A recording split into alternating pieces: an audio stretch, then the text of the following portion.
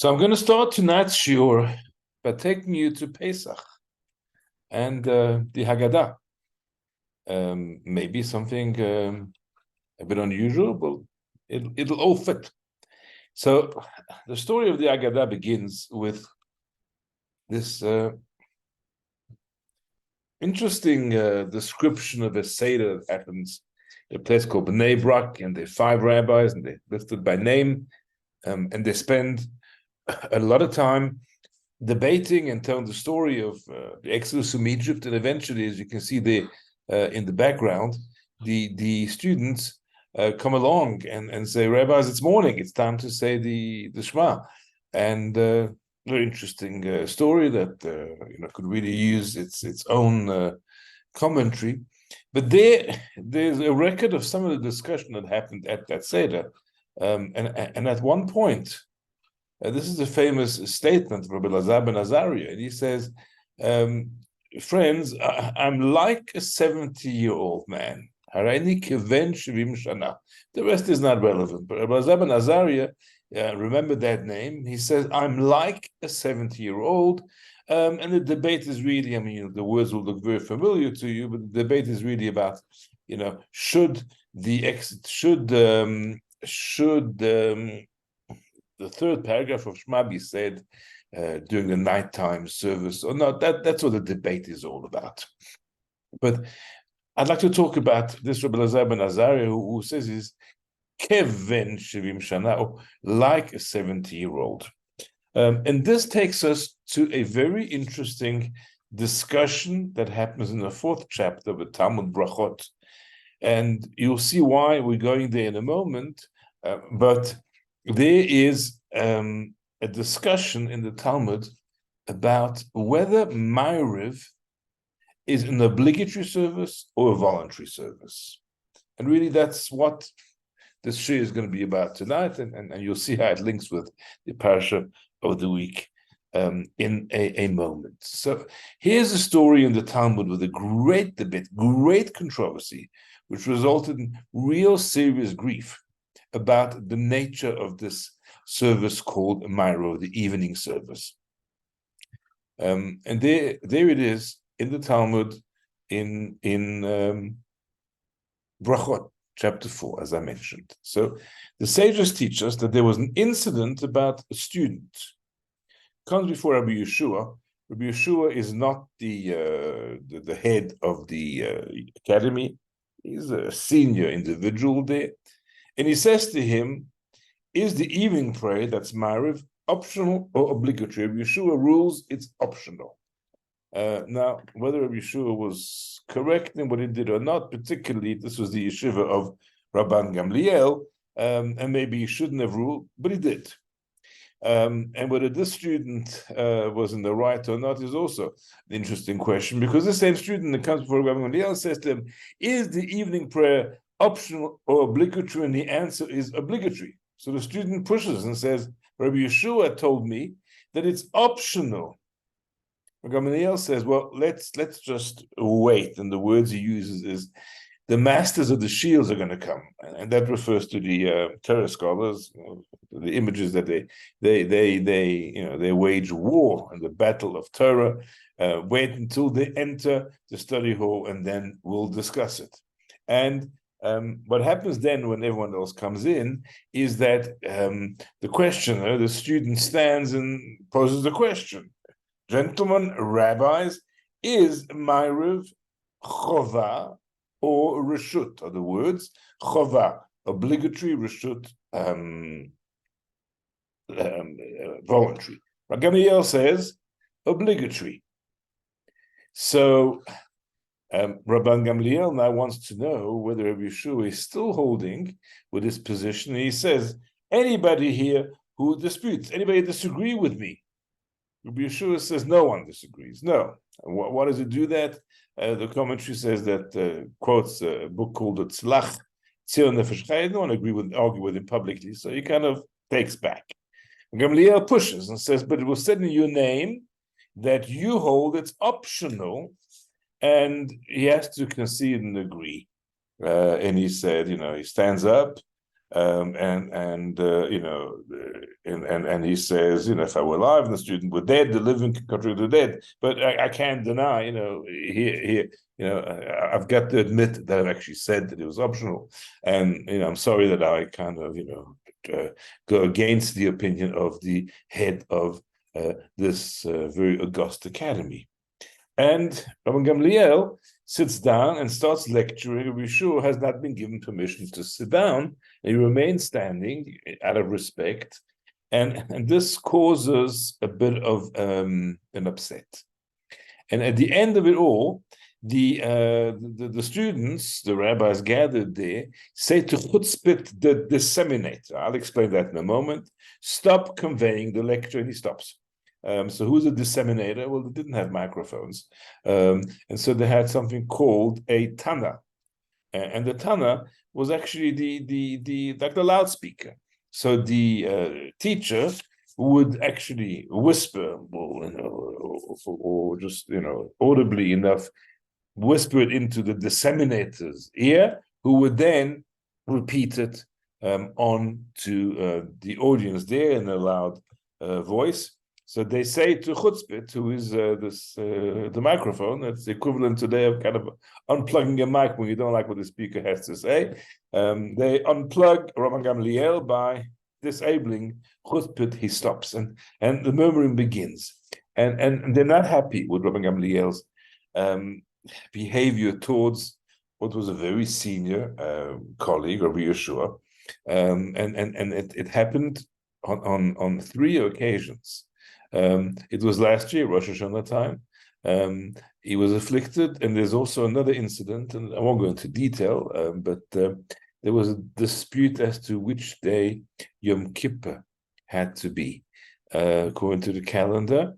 And Rabban Gamliel had a different calculation, and so he observed Yom Kippur on a different day. Rabban Gamliel, to impose his authority, makes Rabbi Yehoshua come to him carrying his staff and his bag, in violation of his own calculation. Of course, he does that because he respects the head of the Sanhedrin. And there was an incident with Rabbi Tzadok and the firstborn, and he also told him to remain standing, kind of in punishment. Sounds like the kind of thing that a teacher would do in grade 4, grade 5.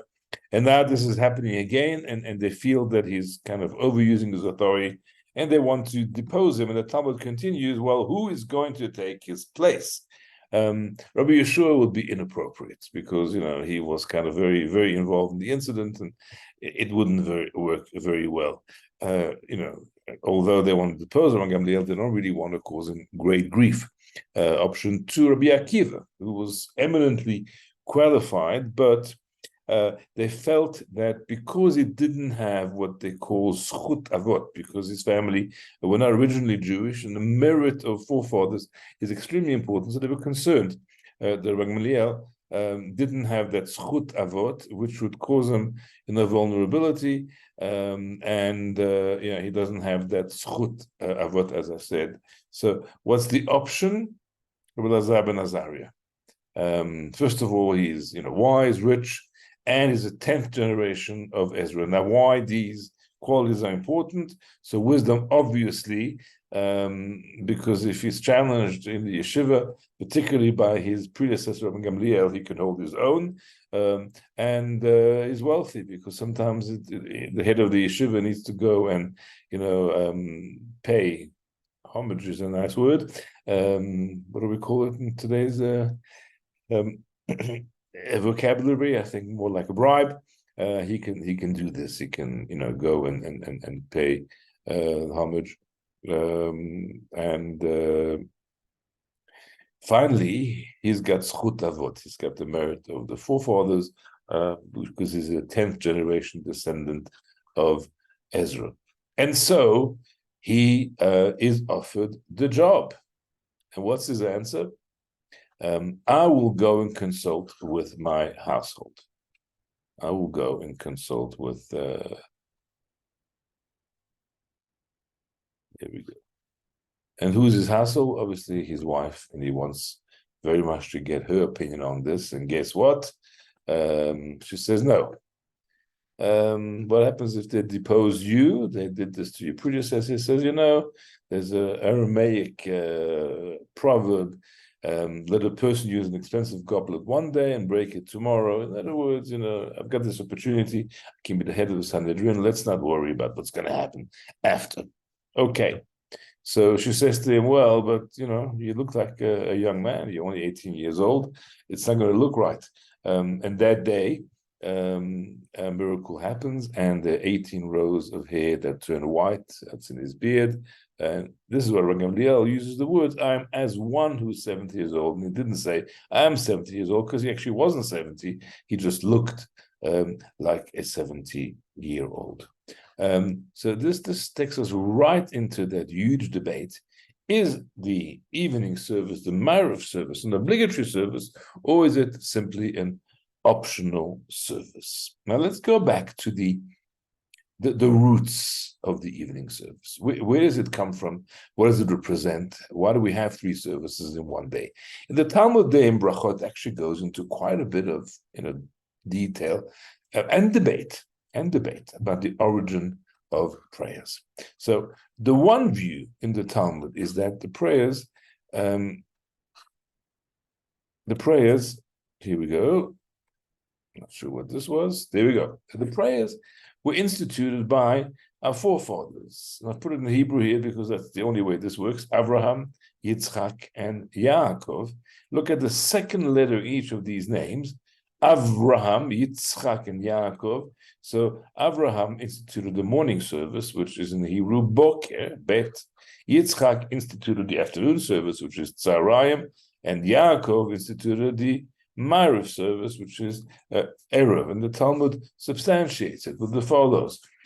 When Abraham went out the day after the destruction of Sodom, it was in the Parsha about 3 weeks ago, it says he rose early in the morning to the place where he had stood before the Lord, and we deduce from what he does there that standing is prayer, and to substantiate that, the Talmud then talks about Pinchas, who stood up and prayed, and the plague ended. So that means that the word stood up over here actually means, and I wonder why, I've lost my my pointer, sorry. There we are. Why the word standing would actually refer to prayer. This happened in the morning. So that links Abraham with the morning service. Isaac, Yitzchak, is the afternoon service, and that is when this is where we actually met Rivka. It says he went out to converse in the field towards evening, lasuach, okay, and conversation means prayer, and it brings a verse in Tehillim, Psalm 120. Tfilah la'ani ki atov v'lifnei Hashem mishpoch sicho. Sicho, from the word sicha, lasuach, it's the same root. So Isaac was davening in the afternoon, and that's the afternoon service. And then a verse from this week's Parsha. Yaakov instituted the Ma'ariv service because there's a verse right at the beginning of this week's Parsha, Vayivga b'makom vayelen sham. And he arrived at the place, spent the night there. Here it is, right at the beginning of our Parsha. Vayetze Yaakov Be'ersheva ele Harana. He left Be'ersheva, set out for Haran. Context, right, just after the dispute over the blessings and the discovery that Esau actually wants to kill him. His mother finds out and sends him away, sends him to her brother, which is in the Haran area in Padan Aram. Yaakov leaves Be'ersheva to go and seek his fortunes there. It says, Vayifga b'makom, remember that word, Vayifga b'makom, and he came upon a certain place, stopped there for a night, and that's where he has the famous dream, where he has the experience of angels that are going up and down that ladder. So if you go back to that selection from the Talmud there, Yaakov instituted Ma'ariv, and where does that come from? From the verse Vayivga b'makom. He encountered the place, and the word, that verb for encounter means prayer. And here is a quote to substantiate this from Jeremiah. Hashem says to Jeremiah, pray on behalf, do not pray on behalf of this nation, don't raise on behalf song and prayer, and do not encounter me. Okay, the al tifga bi, so that word tifga, encounter, and Yaakov encountered the place as a reference to prayer as well. So that is the one view, that Shachris, Mincha, and Ma'ariv services were, composed, instituted by Avraham, Yitzchak, and Yaakov, respectively. Then the Talmud veers off and says, actually, there's another opinion that says that the prayers were instituted corresponding to various functions, services that happened in the Holy Temple. And this is based on the timing of the services. So morning prayer until noon, Rabbi Yehuda says until 4 hours. Afternoon prayer from midday until the evening.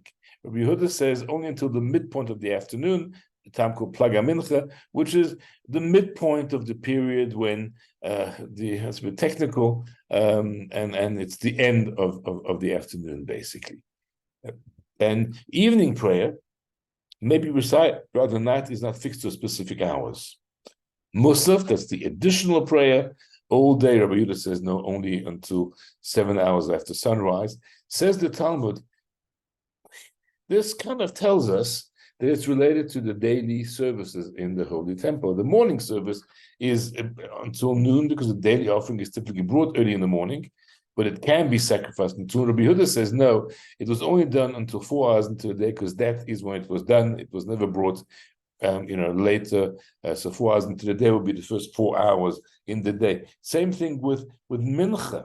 A daily afternoon offering is sacrificed until the evening. Rabbi Yehuda says it wasn't ever offered beyond the midpoint of the afternoon, what's called Plag HaMincha, and that's why that's the time for Mincha. So it seems to clearly link the services with what used to happen in the temple. What about Ma'ariv? So Ma'ariv corresponds not to the morning offering, the afternoon offering, but the limbs and fats of the offering. If they hadn't had a chance to do this during the day, they could burn them on the altar in the evening, and that's the Ma'ariv service. And that's actually why it is not fixed. It doesn't have a fixed time. And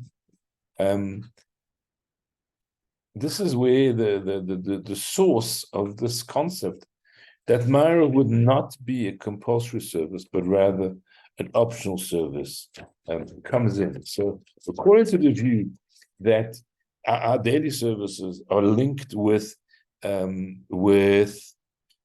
various services in the temple, functions in the temple, we understand that Ma'ariv would be an optional one, because the burning of fats on the altar wasn't something which happened every single day. It happened sometimes if they didn't get around to completing what they had to during the specified hours of the day. They could then continue if they had to at night. So that gives it kind of a optional. We see from the timing of Ma'ariv, it doesn't give us a time. It says it's at night, which seems to indicate any time in the night, but then when we get to the technicalities of it, you can actually daven Ma'ariv, and it's often done in shuls before it's dark outside. So it's not really a nighttime service. It's kind of an end of the day service. So the fact that its timing is kind of so amorphous, and you can daven from kind of a couple of hours before dark, and you can actually daven Ma'ariv right through the night, though you should before midnight. But if you didn't manage, you can daven Ma'ariv until dawn, and if you didn't manage to daven Ma'ariv before dawn, their view is that you should still daven Ma'ariv even after dawn until sunrise. So essentially, it's kind of an amorphous timing, which pushes scholars like Rabbi Yeshua to actually give it the title of an optional service. If we go back to the ancestors, Avraham, Yitzchak, and Yaakov, establishing services, it makes sense to say that it's an optional service, because, our day, as we know, goes from nightfall to nightfall. So which is the first service of the day? Isn't it Ma'ariv? So Abraham should have instituted Ma'ariv, Yitzchak should have instituted Shachris, and Yaakov should have done Mincha. Why did Abram grab the morning service? Because the evening one is actually not a compulsory one. So Abraham took the first service of the compulsory services, which is Shachris. Yitzchak then went and grabbed Mincha, and Yaakov was left with Ma'ariv. But let's look a little bit at the the context in which Yaakov composed this Ma'ariv service. And this will give us an insight into the value of the service and maybe a deeper significance into what it means. It's actually only an optional service. And let me say this, optional, that was in Talmudic times. Ma'ariv has been prayed by communities for thousands of years now, and has over the years, because it's been accepted by communities worldwide, taken the importance, the value of a compulsory service. So it's just as obligatory to do Ma'ariv as it is to do the other two services of the day. In fact, or Musaf on Shabbos and other special days. But coming back to this, so Yaakov, as we said, he arrives at that place and he prays. Where is that place? Well, it's a portion of Vayetze. And Vayetze is a dark portion. It's a dark portion. In fact, let me point this out to you. Where are we here? There we are. So if you look in the Torah, there are two kinds of paragraphs. This one here, where a new paragraph begins at the beginning of the line, is referred to as an open paragraph.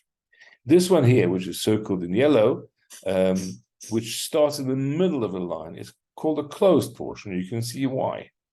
And there's great significance to open portions and closed portions. And in fact, if you make a mistake and you write a Torah, but you started this Vayiyu at the beginning of a line, the Torah is not kosher. You can't fix that. I mean, what are you going to do?